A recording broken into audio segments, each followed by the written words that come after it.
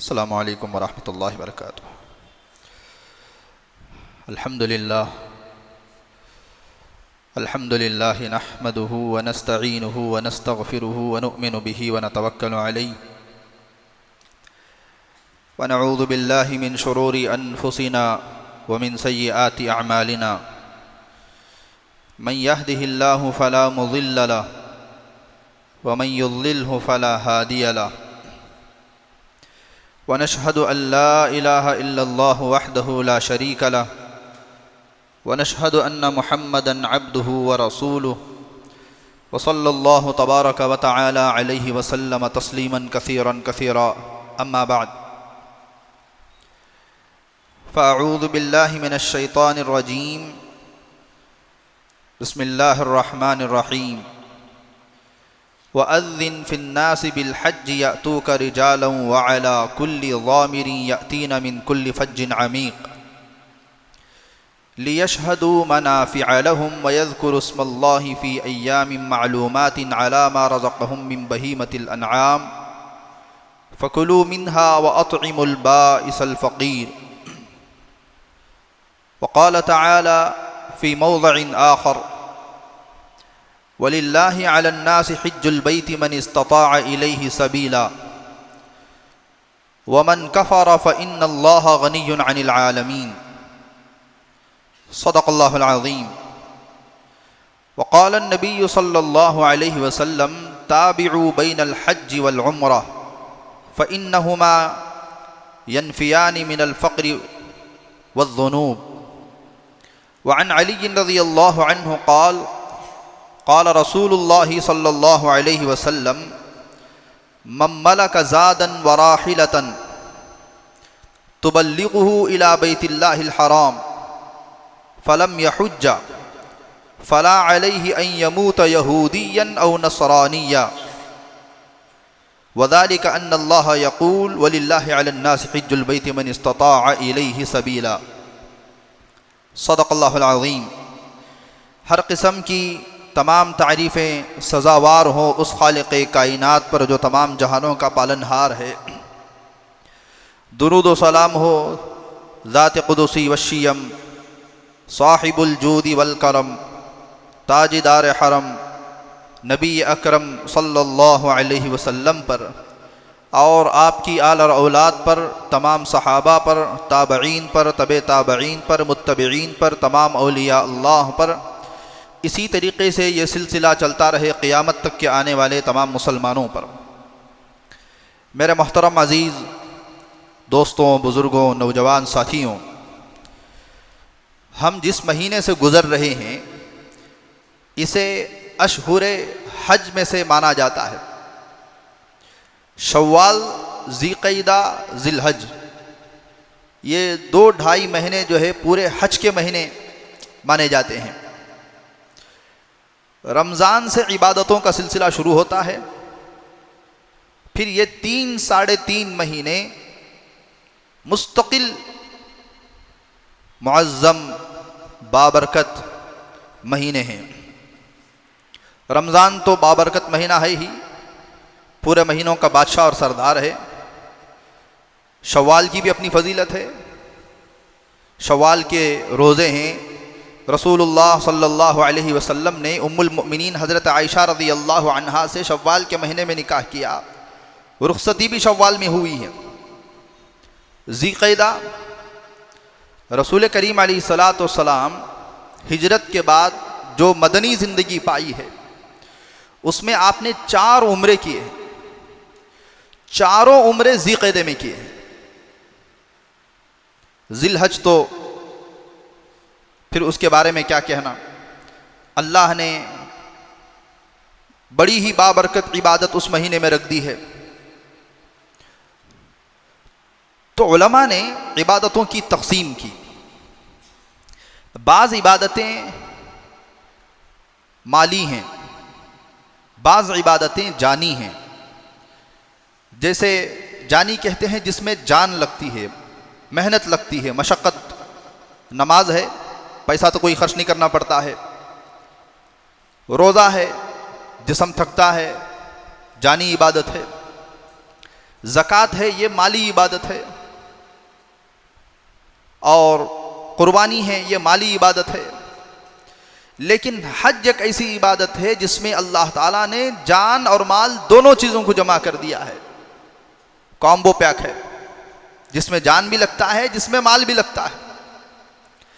لیکن افسوس صد افسوس کہ اتنی سہولتیں آ جانے کے باوجود، ایک وقت تو تھا کہ حج کا سفر میں صعوبت زیادہ، مشقت زیادہ، لوگ حج کے لیے نکلتے تھے تو پھر آنے کی کوئی امید بھی نہیں ہوتی تھی۔ پھر بعد میں کشتی کا سفر آیا، کشتیوں میں لوگ جاتے تھے، وہ بھی اس میں بھی 6 مہینے 8 مہینے حج کے لیے لگ جاتے تھے۔ لیکن آج تو چند گھنٹوں کا سفر رہ گیا۔ اتنی سہولت ہونے کے باوجود، اور وہاں پر بھی مکہ مکرمہ میں بھی، مدینہ منورہ میں بھی آج جتنی سہولتیں حجاج کرام کے لیے ہیں، ایک دور تو پرانا پچھلا دور اتنی سہولتوں کا نہیں تھا، لیکن لوگ اس کے باوجود بھی حج کو بڑی قربانیوں سے، بڑے شوق سے، بڑے دل سے جاتے تھے۔ کیا غریب، کیا امیر، جس کے دل میں شوق ہوتا ہے اللہ تعالیٰ اسے ضرور بلاتے ہیں۔ پہلی بات تو یہ ہے کہ ہمارا ایمان ہی اس بات پر ہے کہ اللہ کی توفیق، اس کے فضل کے بغیر جو ہے بیت اللہ کے حج کے لیے قدم نہیں اٹھیں گے۔ لیکن وہ توفیق بھی تو اللہ سے مانگنے کی چیز ہے بھی، جس کے دل میں تڑپ ہی نہیں، جس کے دل میں طلب ہی نہیں، وہ مانگے گا کہاں سے؟ اور علماء نے لکھا ہے، تجربے کی بات ہے، جس کے دل میں حج کو جانے کا شوق نہیں، تڑپ نہیں، باوجود اس کے پاس مال ہے، من جانب اللہ توفیق بھی نہیں ہوتی ہے۔ کبھی سوچا ہی نہیں، کبھی ارادہ بھی نہیں کیا ہے تو توفیق بھی نہیں ہوتی ہے۔ یہ تجربے کی بات ہے۔ ہاں، جس کے دل میں شوق پیدا ہو گیا، دیکھا ہے آپ حضرات نے کئی لوگوں کو ایسے کہ بہت چھوٹی کاروبار ہے، کوئی بڑا کاروبار ان کا نہیں ہے، چھوٹا کاروبار ہے، چھوٹے موٹے لوگ ہیں، ذرا ذرا سے پیسے جو ہے گولک میں جماتے رہے، اللہ تعالیٰ نے جانے کا نظام کر دیا۔ کیرلا سے ایک علاقہ ہے، ملپرم سے ذرا آگے جائیں گے، اس میں پتہ میل بھی ایک آتا ہے، 10 میل، وہاں کے ایک آدمی کا، ابراہیم نام تھا ان کا، تو ہمارے استاذ نے واقعہ سنایا۔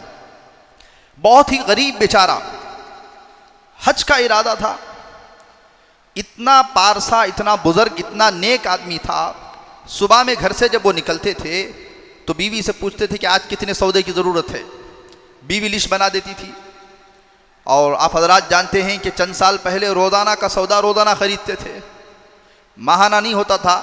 یہ اب سلسلہ جو ہے ماہانے کا ہو گیا، جاب کا جب سے ماہانہ تنخواہ آنی شروع ہو گئی، ورنہ اکثر لوگ تو چھوٹی چھوٹی دکانوں میں روزانہ کا سودا، روزانہ کا تیل، روزانہ کے انڈے، روزانہ کے آتے تھے، وہ چٹھی میں لکھا لیتے تھے۔ اب چٹھی میں آ گیا کہ 8 روپے کا سودا ہے، 9 روپے کا سودا ہے آج کے دن کا، چٹھی لکھا لیے، دکان میں جا کر کے ٹوٹل کرا دیے۔ عطر بیچنے کے لیے مسجد میں آتے تھے، ظہر میں عطر بیچا، عصر میں عطر بیچا، مغرب میں عطر بیچا، جس نماز میں وہ پیسے پورے ہو گئے آج کے، کاروبار بند۔ سودا لیے، لے جا کر کے گھر پہنچا دیا بیچارہ، پھر مسجد میں آ کر کے پڑا رہ گیا۔ اتنا نیک، اتنا پارسا آدمی۔ اب وہ حج کو جانے کا ارادہ کیا۔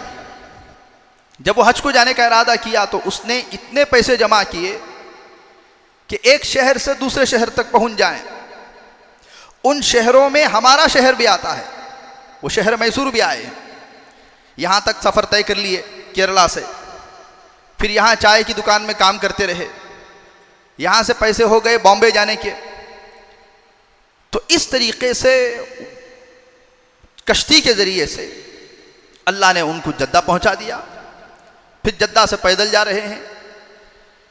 دھوپ کی وجہ سے چکلے نکلنا شروع ہو گئے جسم کے، تو جب جدہ جا رہے تھے تو 2 افسر ملٹری والے، تو انہوں نے کہا کہاں جا رہا ہے؟ کہنے لگے بیت اللہ جا رہا ہوں۔ کہا بیٹھ جانا۔ انہوں نے بٹھا کر کے مکہ پہنچا دیا، پھر وہاں سے مدینہ پہنچ گئے، حج مکمل ہوا۔ میں مختصر سے میں گھیر رہا ہوں. پھر مدینے سے واپسی کا مسئلہ تھا. اسی اثنا میں ایک ملک کی رانی کا حج جو ہے وہ رہ گیا. اس کو علماء نے کہا کہ بہت سارے حجاج کرام حج کے لیے آتے ہیں، وہ اپنے گھر واپس نہیں جا پاتے ہیں. جو مکے مدینے میں رہ گئے ہیں، جن کو جانے کی طاقت نہیں ہے، آپ ان کا خرچ برداشت کریں، ان کو اپنے مقام پر پہنچا دیں. تو اس طریقے سے وہ اپنی جگہ پر آ گئے. 1 روپیہ لے کر کے گھر سے نکلے تھے،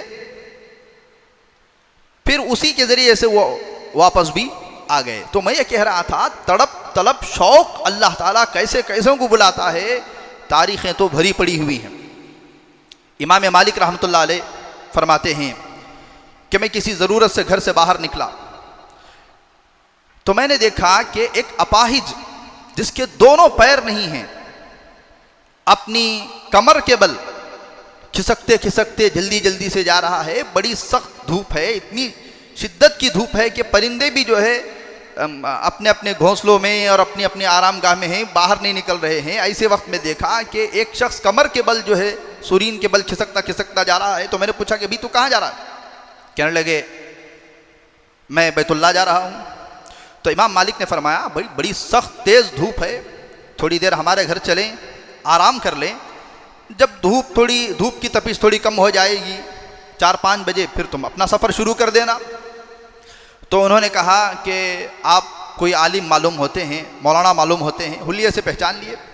مولانا صاحب آپ مجھے یہ بتائیے، اگر میرے پہلے ہی میں کمر کے بل کھسکتے کھسکتے جا رہا ہوں، میرے تو پیر بھی نہیں ہیں، میرے جانے میں تاخیر ہو گئی اور حج کے ایام ہو گئے، تو پھر میرا تو حج رہ جائے گا، پھر زندگی کا کیا بھروسہ. اس وجہ سے میں 1 سیکنڈ کے لیے بھی، میں تو 1 انچ کر کے میں جا رہا ہوں، میں تاخیر کرنا نہیں چاہتا ہوں. تو امام مالک رحمۃ اللہ علیہ نے فرمایا میں سواری کا انتظام کر دوں گا، گھوڑے کا انتظام کر دوں گا یا اونٹ کا انتظام کر دوں گا، تم اس کے ذریعے سے چلے جانا. امام مالک رحمۃ اللہ علیہ بڑے مالداروں میں سے تھے. خوشبو ہی جو ہے لاکھوں کی لگاتے تھے. کپڑے ایک بار پہن لیے تو سال بھر میں پھر دوبارہ نہیں پہنتے تھے. 360 جوڑے سلتے تھے 360 دن کے لیے. اتنے بڑے اللہ نے مال دیا تھا. تو انہوں نے کہا کہ مولانا صاحب آپ مجھے یہ بتائیے، جس کا آقا، جو غلام اپنے آقا سے نافرمانی کر کے آقا کو ناراض کر چکا ہو، کیا اس کو زیبا دیتا ہے کہ وہ سواری میں بیٹھ کر کے اس کے لیے معافی مانگنے کے لیے جائے؟ میں تو ایسے ہی جاؤں گا. تو امام مالک رحمۃ اللہ علیہ سمجھ گئے کہ یہ کوئی عاشق معلوم ہوتا ہے. ویسے تو حج ہی ایک ایسی عبادت ہے جو عقل میں آنے والی نہیں ہے.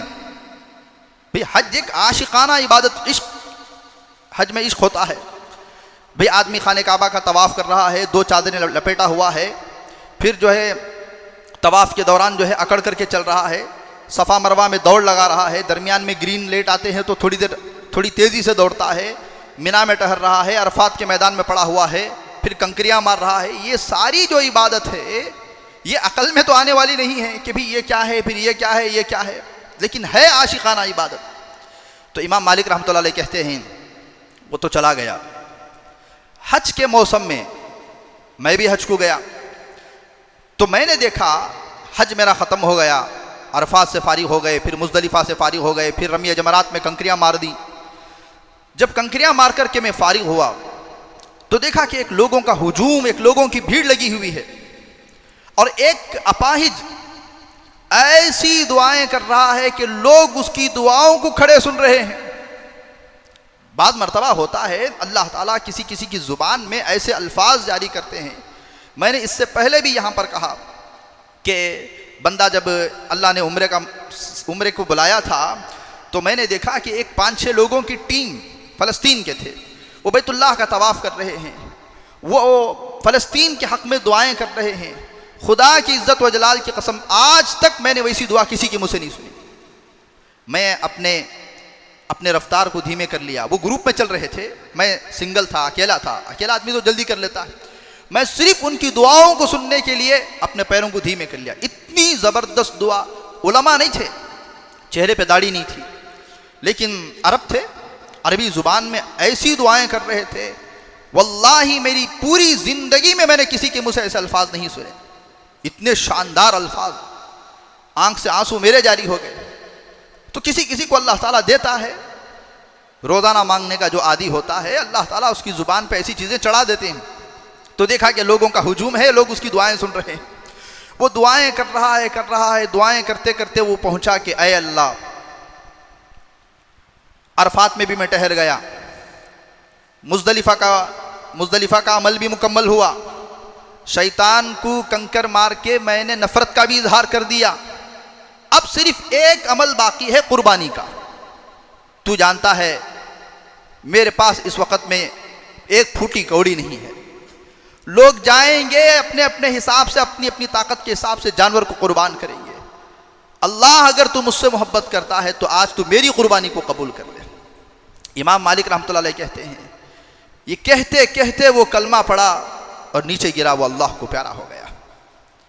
تو لوگ اس طریقے کی بھی اللہ سے محبت، اللہ سے عشق، اللہ سے لو تھوڑی معمولی چیز ہے۔ نماز روزانہ کی عبادت ہے، روزہ سالانہ کی عبادت ہے، زکوٰۃ سالانہ کی عبادت ہے، حج ایک ایسی عبادت ہے جو زندگی میں صرف ایک مرتبہ فرض ہے، بعد میں اگر کوئی آدمی دوسرا حج کرتا ہے، تیسرا کرتا ہے، چوتھا کرتا ہے، پانچواں کرتا ہے تو وہ سب نفل ہیں، پہلا جو حج ہوتا ہے وہی فرض ہے، اب فرض ہو گیا، جیسے ادا ہو گیا ویسے ہو گیا۔ اسی لیے حجاج کرام کو یہ نصیحت کی جاتی ہے کہ بھئی آپ پہلا حج کرنے کے لیے جا رہے ہیں جو کہ فرض حج ہوتا ہے، سیکھ کر کے جائیں، محنت کے ساتھ جائیں، عشق کے ساتھ جائیں، کہیں ایسا نہ ہو عمرے کے مواقع پر، دوسرے مواقع پر دیکھا گیا ہے کہ حاجی عمرے کے لیے جاتے ہیں، حج کے لیے جاتے ہیں لیکن تلبیہ تک پڑھنا نہیں آتا ہے، اور کچھ بھی ہو گیا، سفر میں گالیاں بھی دے رہے ہیں، سفر میں موبائل بھی دیکھ رہے ہیں، حرم میں بیٹھ کر کے موبائل دیکھ رہے ہیں، باہر نیوز دیکھ رہے ہیں، ایک سیر و تفریح تھی جو مکمل ہو گئی ورنہ عبادت نہیں ہوئی۔ رسول کریم علیہ الصلوۃ والسلام نے فرمایا، ابھی میں حضرت مولانا مفتی عبدالرؤوف صاحب سکروڑوی کی کتاب پڑھ رہا تھا، اس میں ایک حدیث پر نظر پڑی، رسول اللہ صلی اللہ علیہ وسلم نے فرمایا میری امت پر ایک ایسا زمانہ آئے گا جس کے مالدار حج کریں گے، عمرہ کریں گے سیر و تفریح کے خاطر، سیر و تفریح ہے، سال میں ایک مرتبہ جائیں گے، اللہ نے مال دے دیا ہے، اعلیٰ قسم کے جو مالدار لوگ ہوتے ہیں ایک ٹرپ لگا لیے۔ پھر اللہ کے رسول علیہ الصلوۃ والسلام نے فرمایا جو درمیانی قسم کے لوگ ہوتے ہیں وہ سفر کریں گے تجارت کی غرض سے، وہاں پر حالانکہ تجارت کرنا کوئی ناجائز کام نہیں ہے، قرآن میں اللہ نے اجازت دی ہے، لیس علیکم جناح ان تبتغوا فضلا من ربکم فاذا افضتم من عرفات فاذکروا اللہ عند المشعر الحرام واذکروہ کما ہداکم وان کنتم من قبلہ لمن الضالین، کرنا چاہے تو آدمی کر سکتا ہے، لیکن فرمایا درمیانی قسم کے لوگ ہوگے جو جائیں گے وہاں پر تجارت کی غرض سے جائیں گے، تو پھر بزنس معلوم کریں گے، یہاں سے کوئی چیز لے جائیں گے وغیرہ وغیرہ، اور میری امت کے فقیر لوگ حج کریں گے بھیک مانگنے کے لیے، روزانہ اگر 150 200 ریال بھی ہو گئے، اچھی خاصی رقم ہو گئی، یہ میری اپنی بات نہیں ہے، اور میری امت کے علماء حج کریں گے نام و نمود اور ریاکاری کے لیے کہ مولانا ہر سال حج کو جاتے ہیں، اللہ نے کیا نوازا ہے، اللہ نے کیا دمادم لبیک انہوں نے کہا ہے۔ تو اس میں حج خلوص چاہتا ہے، عبادت اگر خالص ہوگی تو پھر تو آدمی کی نیا پار، اتنی زبردست عبادت ہے حج۔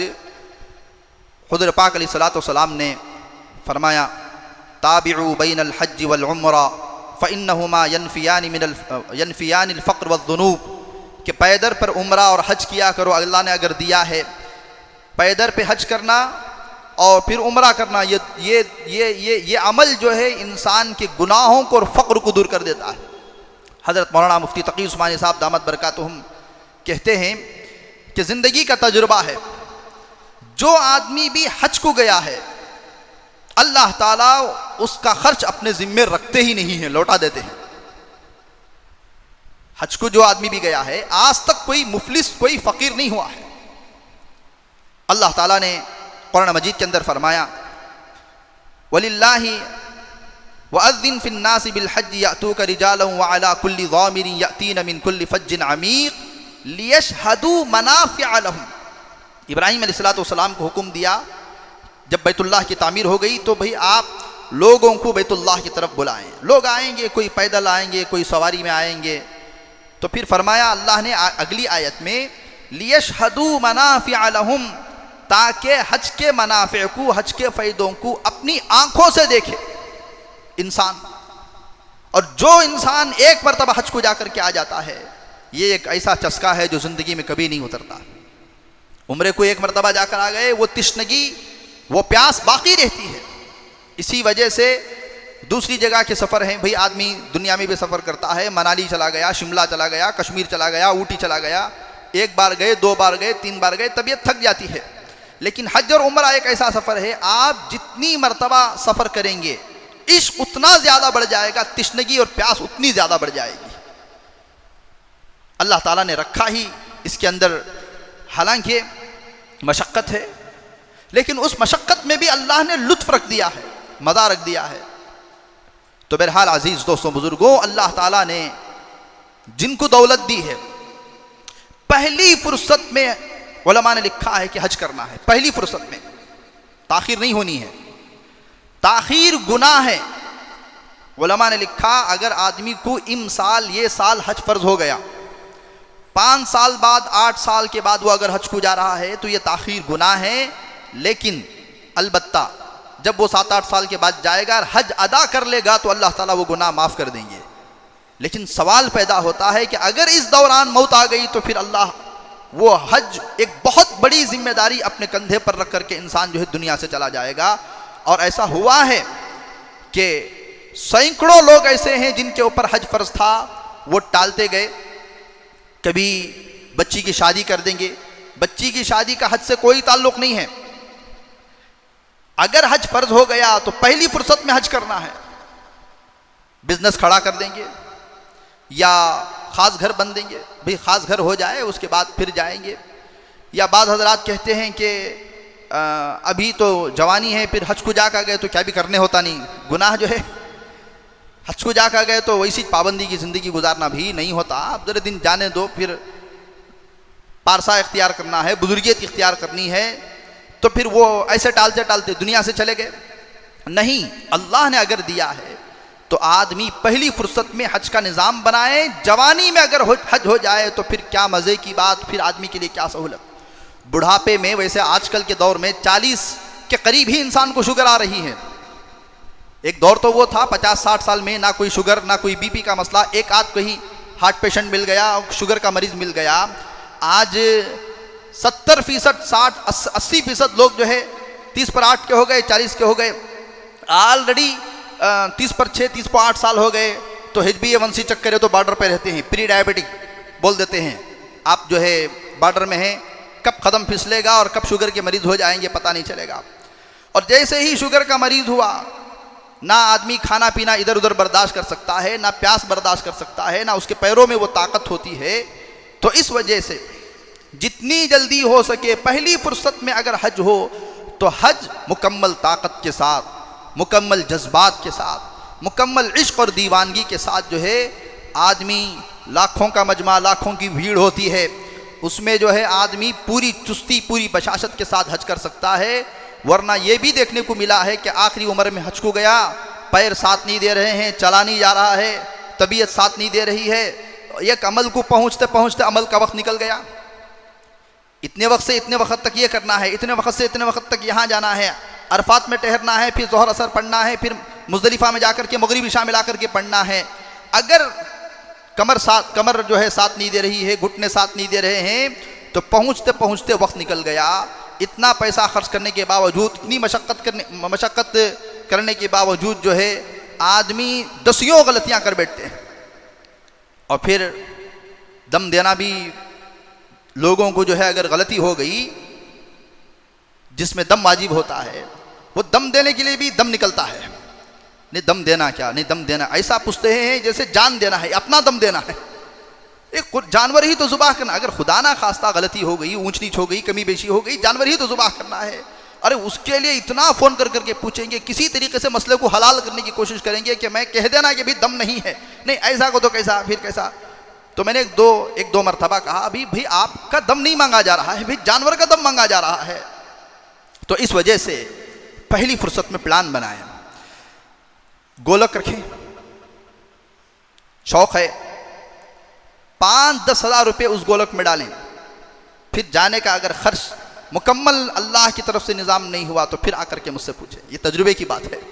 گولک میں چند پیسے پڑے، حج کی سہولتیں آسان ہو جاتی ہیں۔ چھوٹا سا گولک خریدیں، تالے والا نہ خریدیں کہ جب ضرورت پڑی پھر گولک میں سے پیسے باہر آ گئے، ایسا گولک خریدیں جس کا تالا نہ ہو، اور ڈال کر کے دیکھیں، تجربے کی بات ہے، کچھ پیسے ڈال دیں آج بسم اللہ کے نام سے، پھر اگر راستے نہ کھلیں تو بقیہ بات کی بات ہے۔ نیت الاتمام السعی منا والاتمام من اللہ، کوشش کی ابتدا یہ اللہ نے ہماری ذمہ داری رکھی ہے، اس کو پورا کرنا اللہ نے اپنی ذمہ داری لے کر کے رکھی ہے۔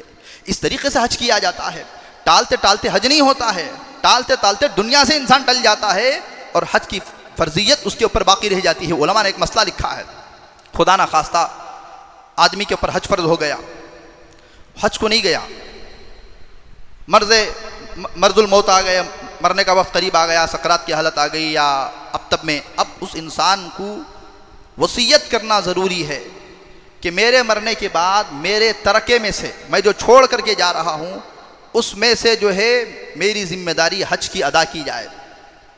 اور یہ اتنا آسان نہیں ہے، آدمی جب تک زندہ ہے شریعت کے حساب سے مال تمہارا ہے، ہمارا ہے، جب انسان دنیا سے گیا وہ مال اس کا نہیں ہے، وہ نہیں رہا اس کا۔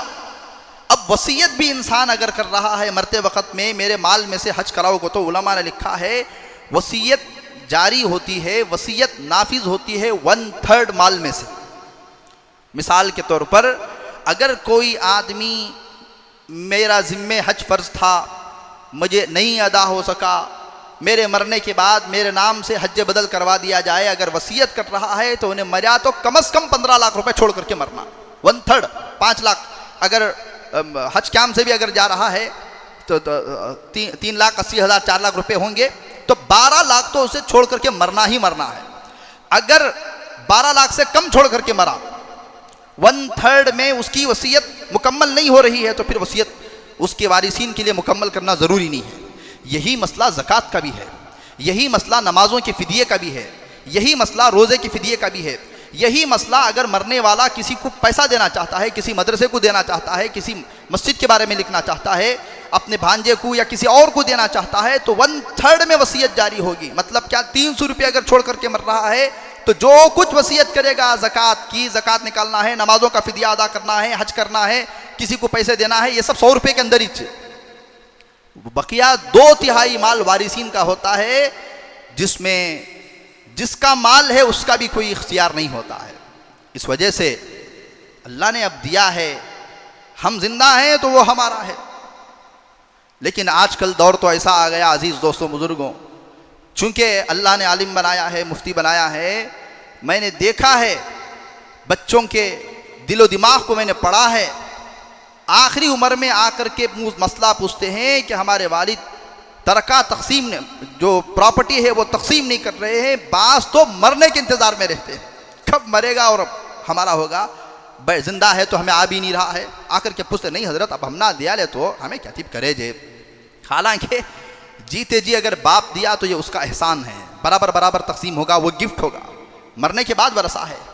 لوگ وراثت کے پیچھے موت کے بھی منتظر رہتے ہیں، زیادہ سے زیادہ انتقال ہوا پھر رو دیے، ابا چلے گئے کر گئے، 3 دن دوسرے دن کے اندر پوری پراپرٹی تقسیم ہو جاتی ہے، پورا دکان خالی ہو جاتا ہے، گئی بلا، جو ہے اب کرنا ہے کرو۔ یہ دیکھا گیا ہے، یہ دنیا کا مشاہدہ ہے جسے ہم اپنا سمجھ رہے ہیں، اور بڑی مشقتوں کے بعد، بڑی محنتوں کے بعد پیسہ جمع کر کے انسان دنیا سے گیا، جانے کے بعد پتہ چلا اب راج اس کی بیوی کا چل رہا ہے، کیا کپڑے پہنے جا رہے ہیں، کیا زیور لدا جا رہا ہے، سب کے بارے میں نہیں ہے لیکن دیکھا گیا ہے، آپ نے بھی اپنی زندگی میں دیکھا ہوگا، بھئی کسی بھائی کا انتقال ہو گیا تو جس دن انتقال ہو گیا بھاوچ کو دیکھیں گویا کہ اگلے دن یہ بھی مر جائے گی، لیکن تھوڑا 1 مہینہ 1.5 مہینہ 2 مہینے گزرنے دیں، اگلے کسی فنکشن میں آپ دیکھ لیں تو بھائی جب تک تھے تب تک تو کچھ نہ کچھ تو کنٹرول میں تھی محترمہ، لیکن اب دیکھیں اب تو کسی کا کنٹرول نہیں ہے، کوئی پوچھنے والا نہیں ہے، پھر دیکھیں کیا کپڑے، کیا زیور، کیا میک اپ اور کیا عیاشیاں ہو رہی ہیں، پھر دیکھیں ان کی اولاد کو۔ مگر یہ کہ اگر کوئی آدمی نیک اولاد چھوڑ کر کے مرا، بیوی نیک ہے، پھر وہ پیسوں کا صحیح استعمال کرے گی، وہ شوہر کے درد کو سمجھے گی۔ ہم اگر پیٹ کو مار کر پیٹ پر بوجھ اور مشقت اٹھا کر کے دنیا سے پیسہ رکھ کر کے گئے ہیں تو یوں اس کو اٹھا کر کے خرچ کر دیا جائے گا۔ تو الغرض عزیز دوستوں بزرگوں، حج ضرور کریں، ضرور کریں، ضرور کریں۔ یہ ایک الفاظ میں بیان کی جانے والی چیز نہیں ہے کہ اللہ تعالیٰ نے اس کے اندر کیا چیز رکھا ہے۔ جو ایک مرتبہ حج کو گیا، علماء نے لکھا ہے جو حج کو گیا اور صحیح طریقے سے حج کیا، صحیح طریقے سے حج کیا، اللہ تعالیٰ اس کے دل میں اپنی محبت کو، اللہ تعالیٰ اس کے دل میں اللہ کی محبت کو، اپنی محبت کو پیوست کر دیتے ہیں۔ پھر تو اس کے دل سے اللہ کا عشق کوئی نکال نہیں سکتا ہے۔ مگر یہ کہ اگر حج خدا نہ خواستہ صحیح طریقے سے نہیں ہوا، جیسے مشہور ہے 100 چوہے کھا کر کے بلی حج کو چلی، دنیا میں لوگوں کا، دسیوں لوگوں کا قرضہ بھی ادا کرنا ہے اور دسیوں لوگوں کی زمینیں بھی مار لی ہیں، وراثتیں نہیں ادا کی گئی ہیں، اب محترم جو ہے بڑی شاندار دعوت کے ساتھ، ہاروں کے ساتھ، پھولوں کے ساتھ جو ہے حج کو جا رہے ہیں، تو پھر وہی ہوگا جیسا کہ شاعر کہتا ہے، چوں طواف کعبہ کردم در کعبہ ندا برائی، بیرون خانہ چکر دی کہ درون خانہ آئی۔ بعض بد نصیب ایسے ہوتے ہیں جو بیت اللہ میں طواف کر رہے ہوتے ہیں، شاعر کہتا ہے ان کے گناہوں کی وجہ سے، لوگوں پر ان کے ظلم کی وجہ سے، لوگوں کا پیسہ مار کر کے، غبن کر کے، لوگوں کے حقوق مار کر کے، لوگوں کو دکھانے کے لیے اگر کوئی حج کو جاتا ہے تو کعبے کے اندر سے یہ آواز آتی ہے کہ بیرون خانہ چکر دی کہ درون خانہ آئی، کہ کمبخت منحوس کہیں کہ باہر کیا کر رہا تھا کہ تیرا ناپا قدم لے کر کے تو ہمارے اندر آ گیا۔ یہ مسئلہ ہو سکتا ہے۔ اس وجہ سے آدمی اگر کسی کا قرضہ نہیں ہے، کسی کی کوئی ذمہ داری نہیں ہے، تو پہلی فرصت میں جو ہے حج کا نظام حج کمیٹی سے بنا سکتا ہے تو حج کمیٹی سے بنائے، لیکن علماء نے لکھا ہے اس میں بھی کسی قسم کا دھوکہ اور کسی قسم کی کوئی چیز نہ ہو۔ الحج اشہر معلومات فمن فرض فیہن الحج فلا رفث ولا فسوق ولا جدال فی الحج وما تفعلوا من خیر یعلمہ اللہ وتزودوا فإن خیر الزاد التقوی واتقون یا اولی الالباب۔ میں اپنی بات کو ختم کر رہا ہوں آخری بات پر۔